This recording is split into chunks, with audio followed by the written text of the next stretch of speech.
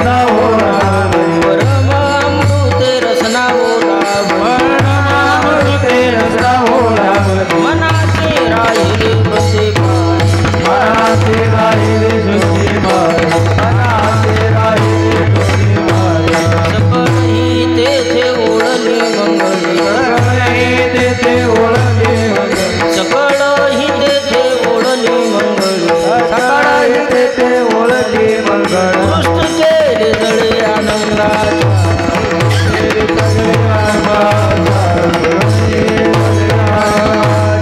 सकळ इंद्रिये झाली सकळ इंद्रिये झाली सकळ इंद्रिये झाली सकळ इंद्रिये झाली होते स्वरूप मागित होते स्वरूप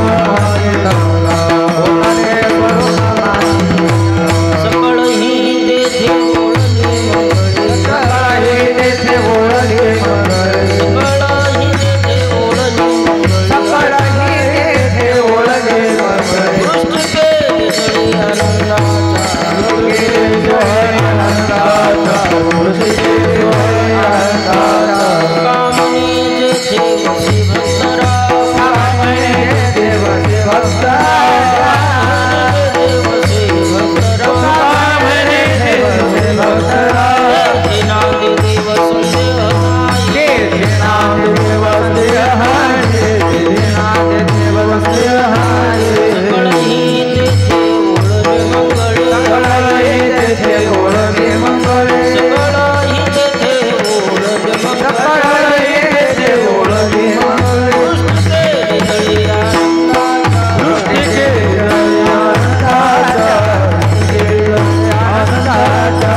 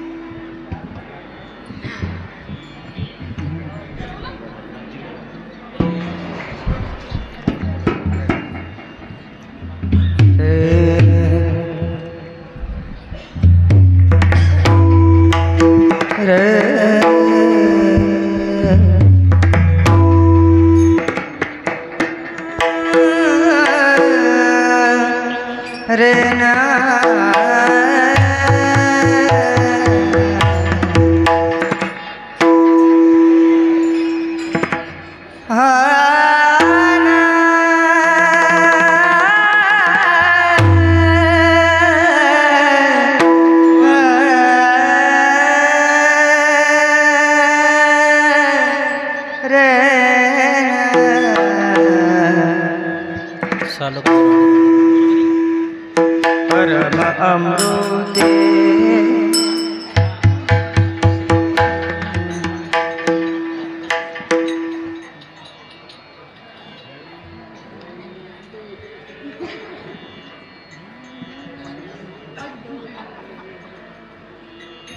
परम अमृते रसना बोला भरे रसना बोला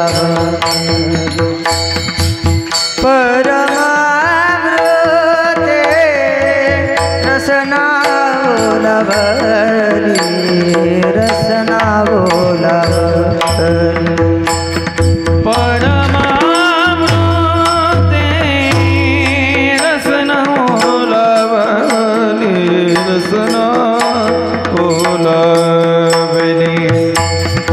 परमामृते रसना ओलावले रसना ओलावले परमामृते रसना बोलावले रसना बोलावले परमामृते रसना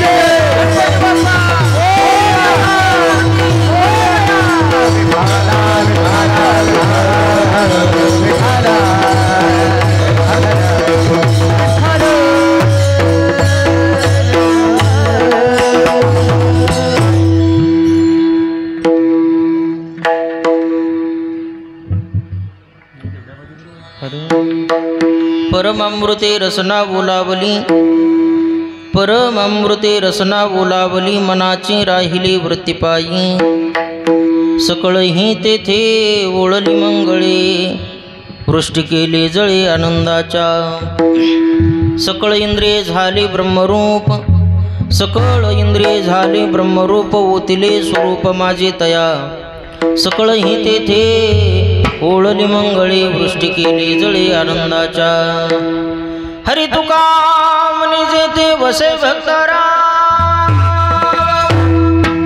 तुका म्हणे जेथे वसे भक्तराव, तेथे नांदे देव संदेह नाही, सकळही तेथे ओळली मंगळे, वृष्टी केली जळे आनंदाच्या, विठ्ठला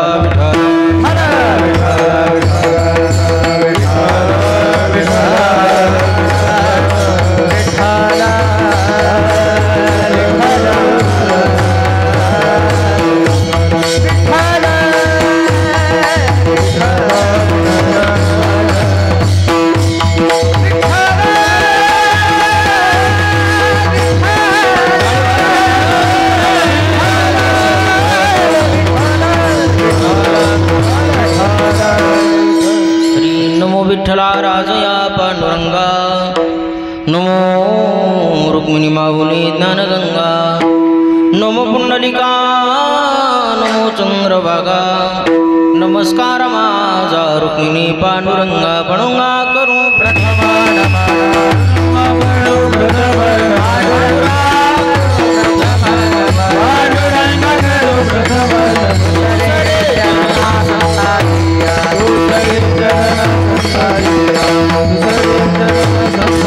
जा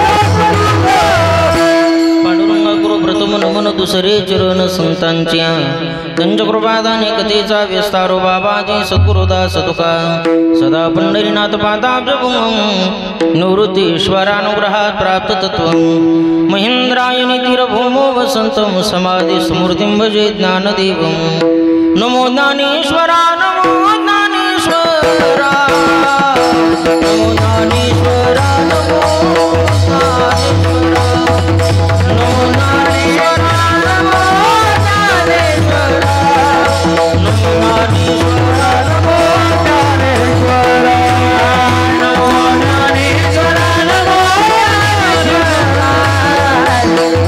ज्ञानेश्वरा नमो ज्ञानेश्वरा नमो ज्ञानेश्वरा नमो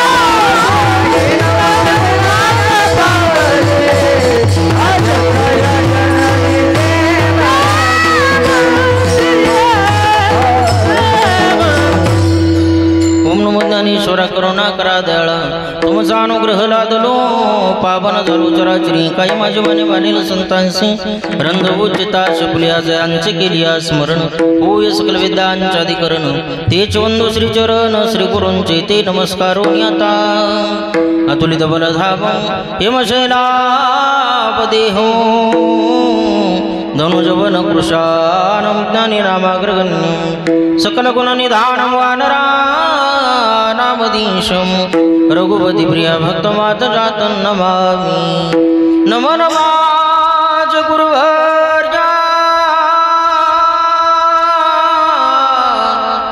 सुखमूर्ति करुणालया नमो संत श्रोत्यांच्या पाया भेद भेदा करुनिया योंद प्रविशमवाच विमां प्रसुता संजीवयत् किल शक्तिधर स्वधाम्ना अन्यंशस्तचरणश्रवणत्वगादिं प्राणान् नमो भगवते पुरुषाय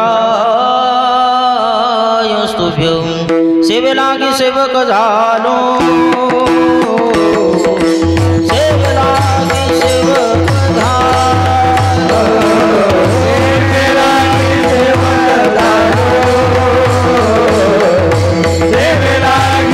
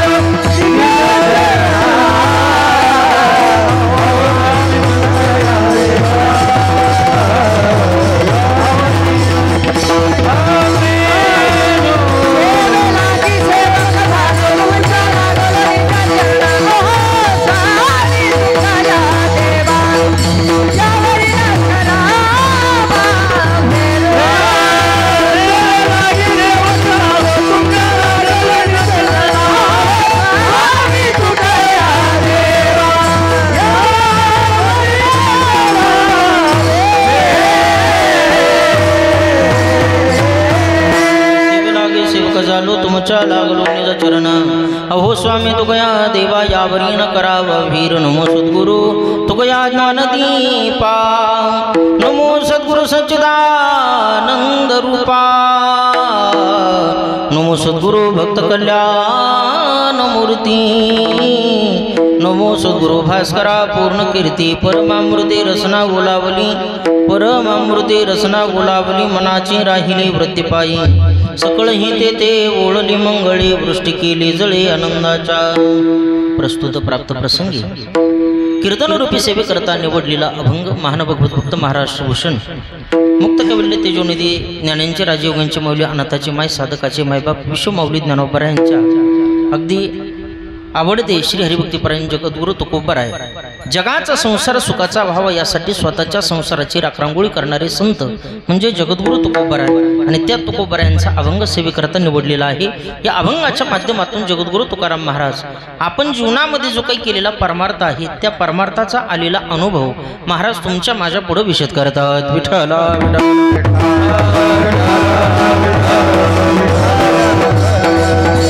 सेवेला आरंभ करण्यातपूर्वी थोडासा परिहार देण्यागत्याचे तो म्हणजे असा आपल्या मौजे श्री क्षेत्र हैदराबाद या ठिकाणी पंचशिला कॉलनी आहे, रंगारेड्डी नगर, चन्नारेड्डी नगर या 3 नगराच्या संयुक्त विद्यमाने गेली 46 वर्षापासूनची चालत असलेली ही अखंड हरिनाम सप्ताहाची परंपरा.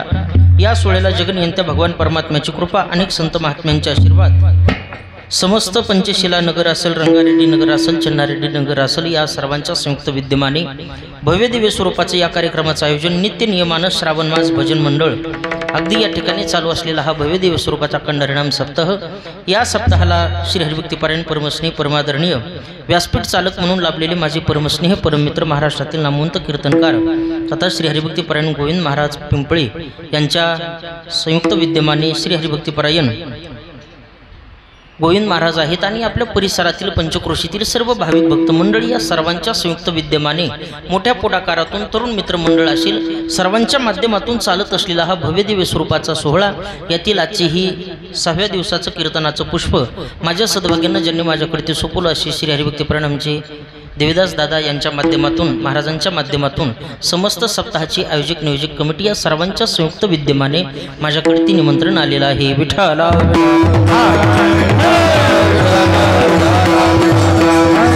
मी नेहमी सांगत असतो, मायबाप प्रवचन करायचं म्हटलं तर एकट्या माणसाला जमत असतं, परंतु कीर्तन जर करायचं म्हटलं तर नो ह्या कल्याचा खेळ मनोनिमेळ जमविला, लावोनी मृदंग श्रुती टाळ घोष शिवो ब्रह्मरस आवडीने.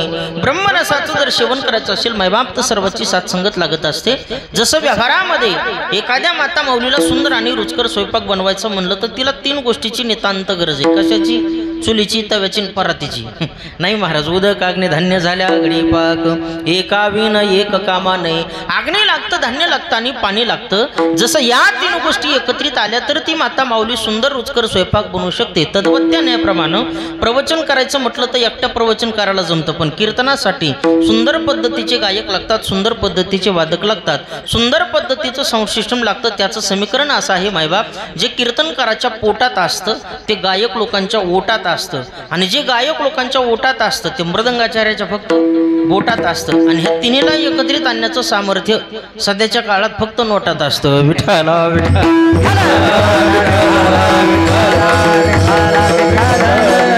भव्य दिव्य आपल्या हैदराबाद शहरामध्ये या 3 नगरांनी सर्वांनी मिळून भव्य स्वरूपाचं कार्यक्रमाचं आयोजन या ठिकाणी केलेलं आहे. या कार्यक्रमासाठी आवर्जून उपस्थित असणारी सर्व महाराष्ट्रातील परिसरातील गुणीजन मंडळ या ठिकाणी उपस्थित आहेत. त्यामध्ये मृदंगवादक महाराष्ट्रातील नामवंत मृदंगाचारी परमस्नेही परममित्र मोहन महाराज सानप यांची उपस्थिती आहे. त्यांनाही कोटी धन्यवाद. भजन सम्राट आता ज्यांनी गोड चाल गायली असे श्री हरिभक्तीपरायण परममित्र विशालजी महाराज खंडागळे, त्याचप्रमाणे त्यांना साथ केलेले भजन सम्राट स्वरसम्राट स्वप्नील महाराज मोरे अगदी या ठिकाणी उपस्थित आहेत. त्यांनाही धन्यवाद.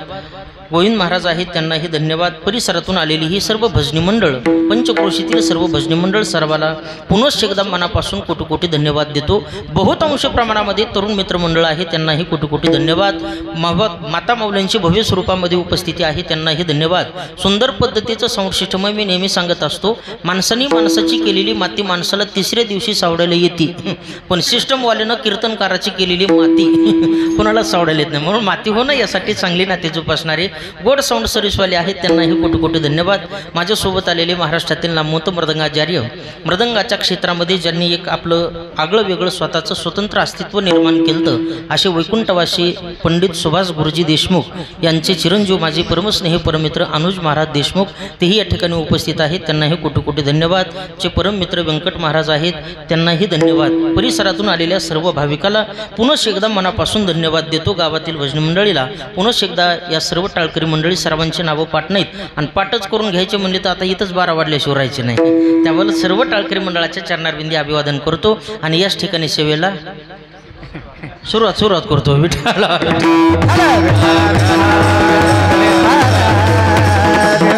ऐका मायबाप, सेवेकरता निवडलेला अभंग जगद्गुरु तुकोबरा यांचा आहे आणि या अभंगाच्या माध्यमातून जगद्गुरु तुकाराम महाराज याच्यावत मानव जातीच्या जीवनामध्ये आपण स्वतः केलेला जो काही परमार्थ आहे त्या परमार्थाचा आलेला अनुभव महाराज अभंगाच्या द्वारे तुमच्या माझ्या पुढे मांडण्याचा प्रयत्न करतात. लक्षपूर्वक ऐका. अनुभव माणसाच्या जीवनामध्ये 2 पद्धतीचा येत असतो. पहिला अनुभव आहे तो संसाराचा आणि दुसरा अनुभव आहे तो परमार्थाचा. पण संसारातला अनुभव हा लौकिक स्वरूपाचा आहे आणि परमार्थातला अनुभव हा अलौकिक स्वरूपाचा आहे. संसारातला अनुभव सांगून कोणाला फायदा नाही आणि अनुभव सांगितल्यानं कोणाचं बरं होईल असं सांगता येत नाही. पण परमार्थाचा अनुभव सांगितल्याच्या नंतर निश्चित जीवनाचं कल्याण झाल्याशिवाय राहत नाही. म्हणून संत महात्मे प्रकर्षाने अनुभव प्रगट करतात. विठ्ठला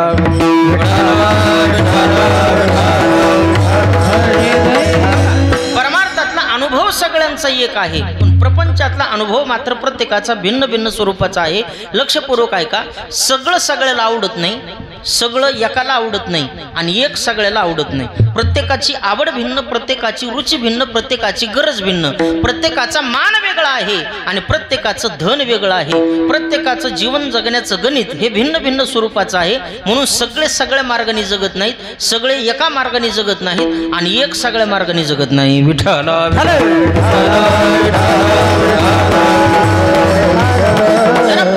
विचार करा. प्रपंचातला अनुभव हा सगळ्याचा भिन्न भिन्न स्वरूपाचा आहे. कल्पना करा, 12 माणसाचं कुटुंब असू द्या, एका कुटुंबामध्ये 12 माणसं राहायला असू द्या. 12 माणसाचं गणित एक आहे का? बरं, 12 माणसाची आवड एक आहे का? 12 माणसाची गरज एक आहे का? 12 माणसाची रुची एक आहे का? जाऊ द्या, 12 लोकांचं सोडून हो. 2 तोंड खिचडी बोंड टिकोबाई टिकाय, 2च नवरा बायको राहिलेले असू द्या. त्या 2 पती पत्नीची सुद्धा आवड सध्याच्या काळात एक राहिली नाही महाराज. हिला चहा आवडला, त्याला कॉफी आवडती. हिला दुधाचा आवडला, तिला डिकाशन आवडतो. ह्याला लाल तिखट, त्याला काळं तिखट. ह्याला ज्वारीची भाकर, तिला बाजरीची भाकर. ह्याने फॅन लावला की ती उड्या हाणती आणि तिने बंद केला की ही उड्या हाणती. प्रत्येकाची आवड ही भिन्न भिन्न स्वरूपाची आहे. माझे गुरुवर्य नामनिष्ठ सुगुणोपासक महाराष्ट्राचे लाडके कीर्तनकार आद्य विनोदाचार्य बाबासाहेबजी महाराज इंगळे उर्फ दादा गोड दृष्टांत सांगायचे. आमचे दादा म्हणायचे की प्रत्येक माणसाची आवड ही भिन्न भिन्न स्वरूपाची आहे.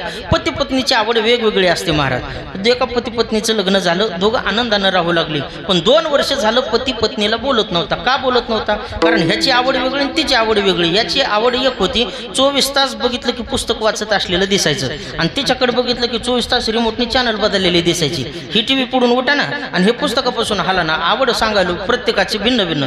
एक दिवशी मालकीनीच्याच काय डोक्यात आलं की तिने रिमोट घेतलं असं फेकून दिलं. धावतच मालकाकडे गेली. मालकाला म्हणली, मालक पटायला पाहिजे, शोभायला पाहिजे. 2 वर्ष झालं तुमचं माझं लग्न होऊन तुम्ही एका शब्दानं सुद्धा मला जाणीवपूर्वक बोलत नाहीत. सारखं उठलं की पुस्तकात, उठलं की पुस्तकात. काय असतं त्या पुस्तकात? मला तर असं वाटायला म्हणले मी मराव आणि कंट्रोल पुढचा जन्म पुस्तकाचा घ्यावा म्हणजे तरी हातात घेऊन बसताना. मालक म्हणला, माझे माय पाया पडतो तुझ्या, पुस्तक होण्याच्या भानगडीत पडू नको, कॅलेंडर हो म्हणला. कॅलेंडर. ती म्हणली का? हार म्हणलं, पुस्तक होऊन 12 महिने मुळावर राहण्यापेक्षा कॅलेंडर 12 महिन्याला बदलत तरी घे. प्रत्येकाची आवड ही भिन्न भिन्न स्वरूपाची आहे. महाराज दुसरा दृष्टांत सांगायचे. एका माणसानं काय केलं, बाटा कंपनीचा जो बोट असतो ना, त्या बाटा कंपनीच्या शोरूम मध्ये गेला आणि नंबर 1 2500चा चॉकलेटी कलरचा बाटा बोट आणला, पायामध्ये घातला, कर्र कर वाजवीत दारामध्ये आलं. टक टक टक टक दार वाजवलं. मंडळीनं दार उघडलं आणि त्याचा चेहरा प्रसन्न झालेला पाहिला. आता बहुतेक करून पतीचा चेहरा प्रसन्न दिसल्याच्या नंतर पत्नी सुद्धा प्रसन्न होईल हे सध्याच्या कलियुगात सांगता येत नाही. तिला 100% वाटतं काहीतरी आहे. हे काय एवढं फुललं, काय एवढं प्रसन्न झालंय. तिनं डायरेक्ट विचारलं, मालक एवढे प्रसन्न का, इतका हसू तुमच्या चेहऱ्यावर का? तिनं सांगितलं माझ्या पायाकडे बघ. तिनं पायाकडे पाहिलं, म्हणली काय? म्हणलं बघ ना, 2500चा चॉकलेटी कलरचा नंबर 1 बाटा कंपनीचा बूट आहे. म्हणलं ओरिजिनल, शोभतो का नाही? माहिती म्हणली एकदा तोंडाकडे बघा आणि बुटाकडे बघा. तुमच्या बुटाचा कलर काय, त्या तुमच्या तोंडाचा कलर काय? अहो मॅचिंग तरी होती का चेहऱ्याची त्या बुटाची? काही उचलतात घेऊन चला, तुम्हाला तर कळतच नाही. तुम्ही काय करा, हे बूट परत माघारी नेऊन द्या, मला अजिबात आवडलं नाही. धाकातलंच होतं ऐकण्यात गिऱ्हाईक गेलं माघारी गेल्याच्या नंतर दुकानदाराला बूट दिला, 2500 रुपये घेतले आणि 6 महिन्याने हे गिऱ्हाईक दादा पुन्हा त्याच बुटाच्या दुकानात गेलो. दुकानदाराला म्हणलं बूट आहे का? दुकानदार म्हणला मामा एवढ्या चांगल्या कंपनीचा एवढ्या क्वालिटीचा बूट तुमच्याशिवाय दुसरं नेणार तरी कोण आहे? म्हणला ज्ञान आहे बूट. दिले 2500 रुपये, परत बूट घेतला. पण दुकानातून बाहेर निघत असताना दुकानदाराने त्या मालकाला जवळ बोलून म्हणले कालक एक 6 महिन्यापूर्वी तुम्ही माझ्याकडे आलात आणि 15 मिनिटात परत येऊन तुम्ही सांगितलं की बूट माघारी घ्या, आमच्या मंडळीला आवडलं नाही. मग आता का 6 महिन्याने तुमच्या मंडळीची आवड बदलली का काय? म्हणलं नाही मंडळीच बदलली, कुठं ठेवला नाही. म्हणलं रोज बी हे नको ते नको, हे आवडत नाही ते आवडत नाही, कुठपर्यंत जीवन काढावं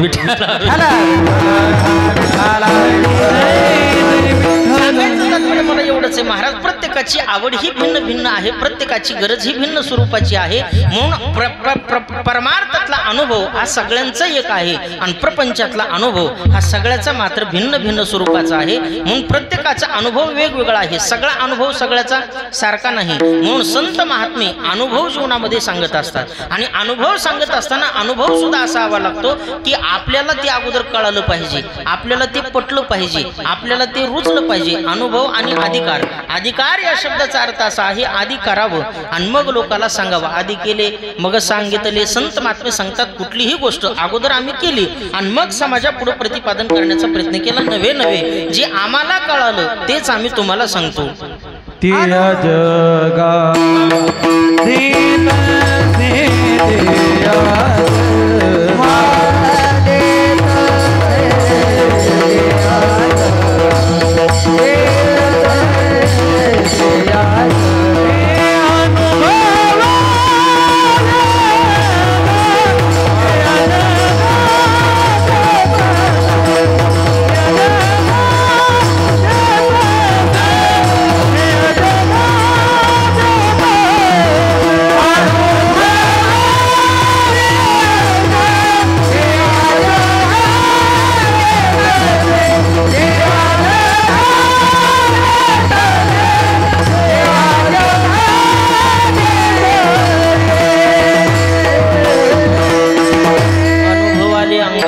जगा दीन तशी किंवा तुका म्हणेचा कोणी सांगी मज अनुभव अंगी सेवित्वा रस वाटितो अनिका यारे नकारान बरी तुका म्हणे अंगी व्हावे ते आपण तरीच महिमान येईल कळो.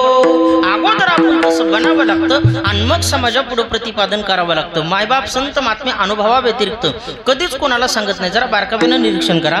एक वेळेस श्री क्षेत्र पैठण निवासी शांती ब्रह्मनाथ महाराजांकडे एक माता माऊली छोटंसं पोरग घेऊन गेली 2.5-3 वर्षाचं आणि म्हणली महाराज माझं पोरग सारखंच गुळ खाते हो, माईकच्या स्टँडवरचा खाते, पकाजावरचा खाते, पेटीवरला खाते, भागवताच्या व्यासपीठावरला खाते, दिसन तिथला गुळ खाते, माझ्या पोराला उपाय सांगा. नाथ महाराज म्हणले मा 1 महिन्यानं तुझं पोरग माझ्याकडे घेऊन ये.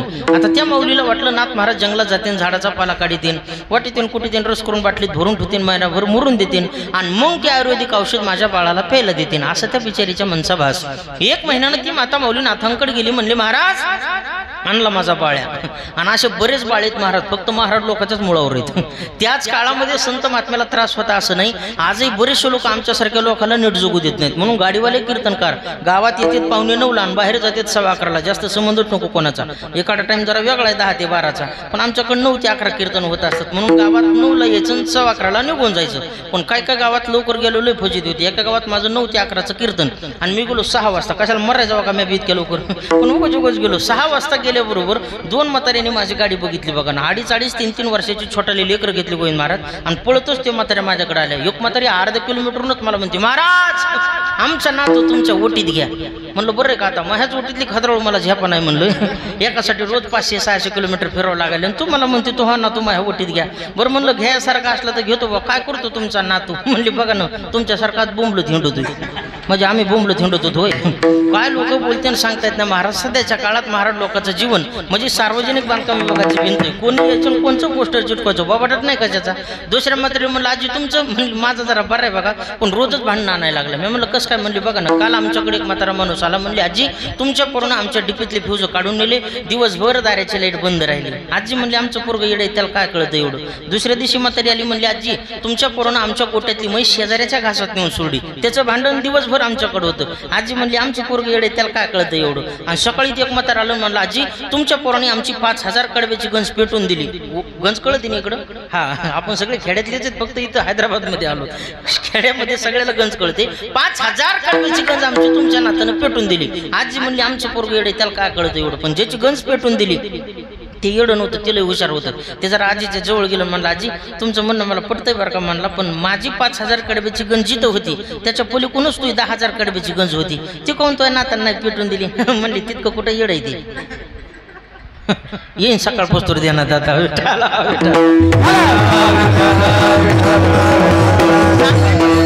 बारकाले पोरं काय करते भरोसा नाही ह्या लेकराचा. हे लेकर शाळेमध्ये शिक्षकाला नीट बोलत नाहीत, घरामध्ये आई वडिलांना नीट बोलत नाहीत. महाराज लोकांनी पोरं चांगले बोलते ना अशी अपेक्षाच का ठेवावी महाराज. लय पोरं विचित्रत बारकाले. इतके विचित्र होणे बोलते. एका गुरुजीनं शाळेत उठून बघितलं पोराला. बाळावट काल तुला मी आळस या विषयावर निबंध लिहून आणायचं सांगितलं होता. म्हणले लिहिला का. म्हणलं गुरुजी हो. विद्यार्थी लय हुशार, दाखव म्हणले वही तुझी. पोरानं वही काढून गुरुजीच्या हातात दिली. गुरुजीनं ते सगळे वहीचे पानं पलटिले महाराज. कपटासहित मागून पडून तपासली. काळ्या पेनाची आडवी रेख सुद्धा दिसली नाही. गुरुजी मोठ्याने धावले. म्हणले मूर्खा ह्याच्या तो काढलेलं नाही की. म्हणलं गुरुजी त्याला ताळस म्हणतात की.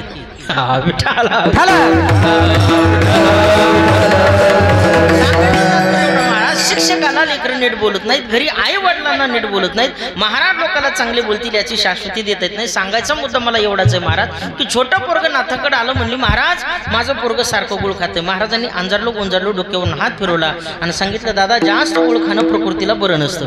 मग तरी कपाळ हाणून घेतलं. म्हणली महाराज एवढ्या दोनच गोष्टी तुम्हाला सांगायच्या होत्या तर गेल्या महिन्यात सांगायच्या, माझा वेळ का वाया घालवला. नाथाने सांगितलं माहिती तुझं म्हणणं बरोबर आहे, पण गेल्या महिन्यामध्ये मी स्वतःच जास्त गुळ खात होतो म्हणून दुसऱ्याला सांगण्याचा अधिकार मला नव्हता. ज्या दिवशी तुझं पोरग माझ्यापासून घेऊन गेली ना त्या दिवसापासून मी गुळ नावाची वस्तू वर्ज केली, ते सांगण्याचा अधिकार प्राप्त केला. आणि मग तुझ्या बाळाला सांगितलं तुका म्हणे साक्षी आली तरी केले प्रगट विठ्ठला.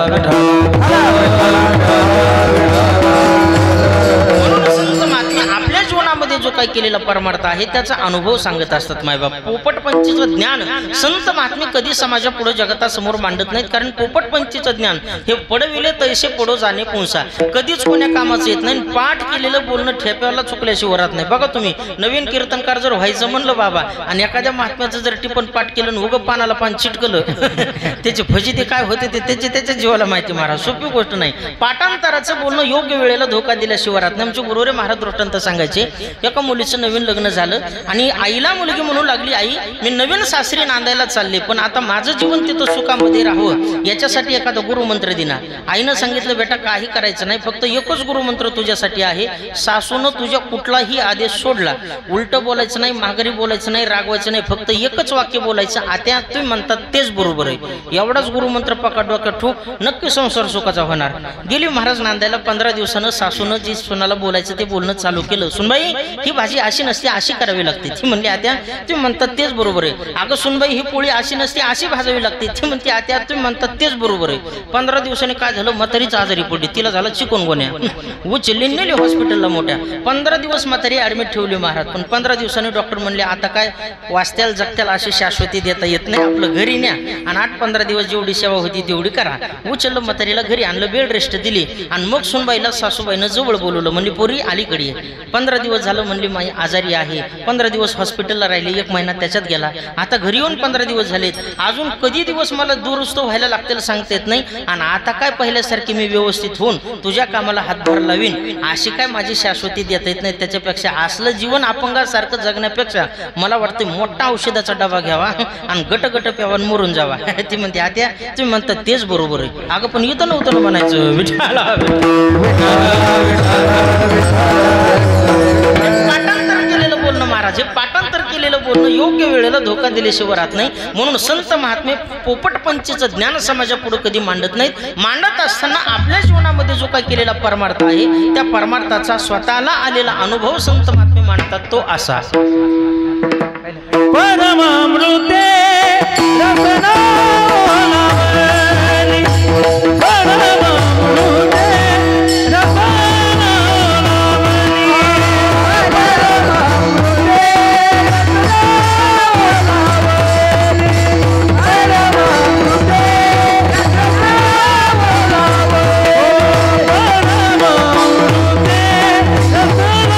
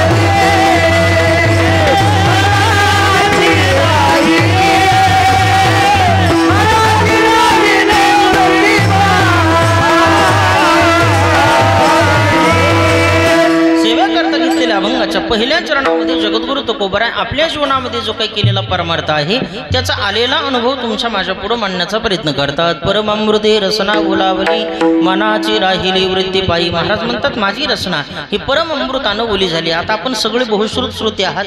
तिकडं रामायण चालू आहे, बरोबर आहे ना. रामायणामध्ये नाथ महाराजांनी 7 प्रकारच्या अमृताचं वर्णन केलं.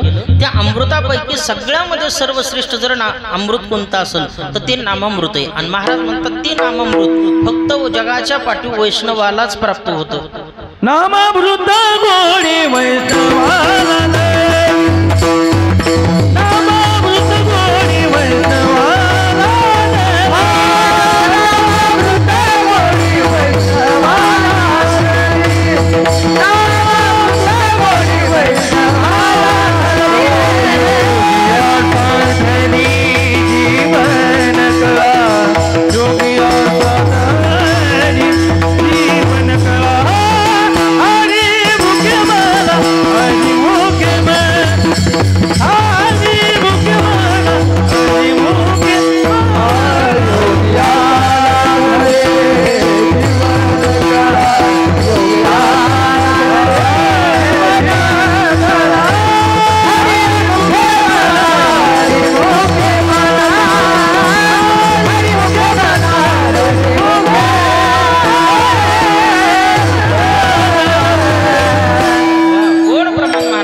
नामामृत गोडी वैष्णवा लादनी योग्या साधने जीवन कळा. महाराज म्हणतात नामामृताची गोडी जगाच्या पाठीवर फक्त वैष्णवाला प्राप्त होते. आणि महाराज म्हणतात तेच नामामृत हे जगाच्या पाठीवरचं सर्वश्रेष्ठ अमृत आहे. त्याला परम अमृत अशा पद्धतीचं म्हटलं जातं. म्हणून महाराज म्हणतात त्या नामामृतानं अर्थात त्याच परमामृतानं आमची रचना ओली झाली. आता साधू संत महात्म्यांची रचना ही नामामृतानं परमामृतानं ओली होती आणि तुमची आमची रचना ही षड रसानं ओली होती. आपल्याला काय खातो हे पटकन आपल्या लक्षात येतं महाराज. लिंबू खाल्लं की तिखट लागतं, साखर खाल्ली की गोड लागते, लिंबू खाल्लं तिखट लागतं आहे का नाही? होच म्हणतात, काही सांगा ऐकूनच घेतात लोक महाराज. लिंबू खाल्लं की आंबट लागणार, चटणी खाल्ली की तिखट लागणार, साखर लागली की गोड लागणार. हे प्रत्येक पदार्थाचा जो काही भाव आहे त्याच्यातला अंश आहे आपल्याला पटकन कळतं महाराज. कटू अम्ल लवणा तीक्ष्ण महाराज शास्त्रकार गोड वर्णन करतात. जे काही 6 प्रकारची या ठिकाणी रचना आहेत, या प्रत्येक षड रसानं आपली रचना ही ओलीव होत असते ना आपल्याला पटकन लक्षात येतं आपण काय खातो ते. एका माता मौलीनं आपल्या मालकासाठी सुंदर बासमती तांदळाची खिचडी तयार केली. मुगाची डाळ टाकून वरी तूप टाकलं खायला दिली. चमच्यानं त्यानं भात घेतला आणि पहिला तोंडात घातणार एवढा मोठा खडा लागला, कडकीन दाताखाली वाजला. 2-2 रुपये भरून लाल बुंद मोठाले डोळे केले बायकोर धावला. लाज वाटायला पाहिजे म्हणला तुला, देवाने एवढे मोठाले 2 डोळे दिलेत, एवढ्या मोठ्या तांदळातला एक खडा बघता नाही का आला तुला? ती तितक्यात वाटणार म्हणते गप बसा, आवाज करायचं कारण नाही. 32 दात देवाने दिलेत, एक खडा चावून होत नाही का?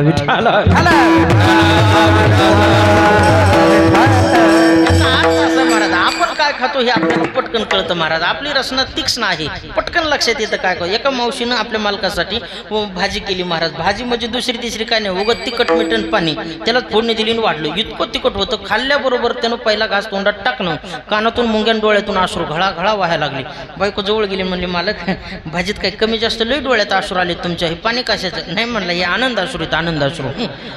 मग म्हणले अजून वाढू का भाजी? नाही म्हणला ह्याच्यापेक्षा आनंद नाही सहन व्हायचा, आता मरण नाही इतकं तिखट खाल्लं. सो अहो खरं सांगतो महाराज, खोटं बोलत नाही तुम्हाला. बऱ्याच आता श्रीमंताच्या घरच्या मुलींना साधा चहा सुद्धा व्यवस्थित करता येत नाही महाराज. माफी मागून सांगतो, का करता येत नाही त्याचं कारण आहे, वडिलांच्या घरी सुद्धा नोकर चाकर आहेत आणि पती राजाकडे गेल्याच्या नंतर नांदायला सुद्धा तिथं नोकर चाकर आहेत.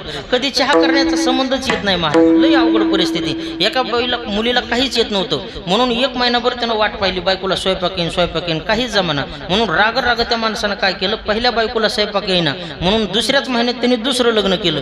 दुसरं लग्न केल्याबरोबर त्यांनी पहिल्याच दिवशी आमरसाला फोडणी दिली. आता का हाणून घ्यावा का?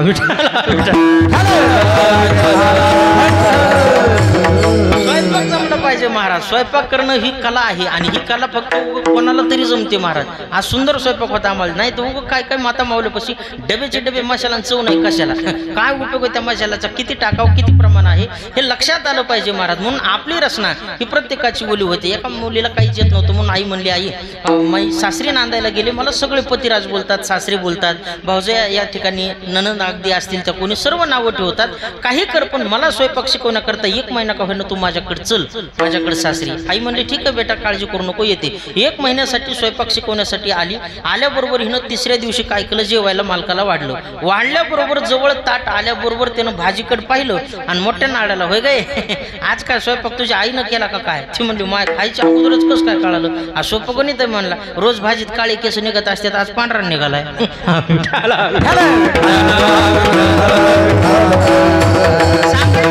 मला एवढंच आहे महाराज, आपली रचना ही षड रसानं ओली झालेली असते. आपण काय खातो हे आपल्या पटकन लक्षात येतं, पण हे संत महात्म्याला कळत नाही. सुज्ञ मंडळी म्हणतील महाराज एकच काय, त्याचं उत्तर लक्षपूर्वक आहे का? जगद्गुरु तुकोबारायांकडे एकदा त्यांचे मेहुणे जेवणाकरता आलते महाराज. मेहुणे जेवणाकरता आल्याच्या नंतर जिजाऊ आई साहेबांना सुंदर पद्धतीचा स्वयंपाक बनवला. महाराजांना जेवायला वाढलं, आपल्या भावालाही ताट केलं. दोघं जेवायला बसले. जेवण झालं, हात धुतला आणि ओसरीमध्ये बसले. पाठीमागून जिजाऊ आई साहेब जेवायला बसल्या. पहिला घास तोंडामध्ये घातल्याबरोबर जिजाऊंच्या लक्षात आलं भाजीत कुठलंच मीठ नाही. धावतच तुकोबारायांकडे ते गेले. म्हणलं महाराज काहीतरी पटायला पाहिजे, तुम्हाला सांगायला पाहिजे, शोभायला पाहिजे. अहो माझा भाऊ जेवला नाही. महाराज म्हणले त्याला भूक नसन. अहो भूक नाही असं नाही हो, पण भाजीमध्ये कुठलंच मीठ नाही. महाराज म्हणले मी काय केली नाही ना, भाजी करणारी तू आणि मीठ विचारणारी मला, काय उपयोग आहे? अहो पण घरातला माणूसच त्याच्यासाठी जेवणाकरता बसवल्या जातो की भाजीत कमी जास्त काय आहे, नमक आहे का, तिखट आहे का, हे तुम्हाला कळायला पाहिजे ना. जगद्गुरु तुकोबाराय म्हणतात आवले खरं कैसे लागते नैनो मोहे, कैसे लागते नैनो मोहे,